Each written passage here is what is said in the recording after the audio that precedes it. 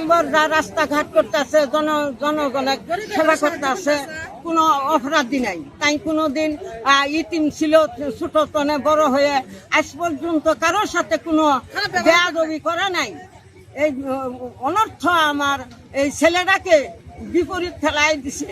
তা আল্লাহ পাক আইন ধরে গেছে, আমি আমি কিছু পারলাম না। 10 জনের সাহায্য আল্লাহ পাক করবো। তাই আমরা আমার চলবো নির্যাতিতে খেলার আমার ছেলের কোনো অপরাধী নাই। এই জন্য জনগণ আসছে, আজকে মহব্বতে তারা শুনছে। আমি তো ছেলের বাড়ি আমরা মেম্বার চাই।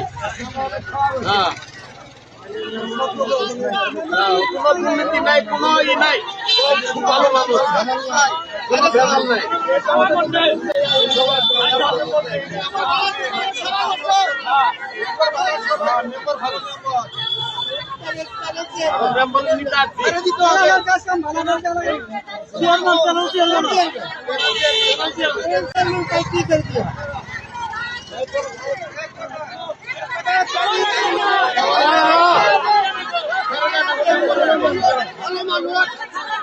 তাকে নিঃশর্ত মুক্তি দিতে হবে।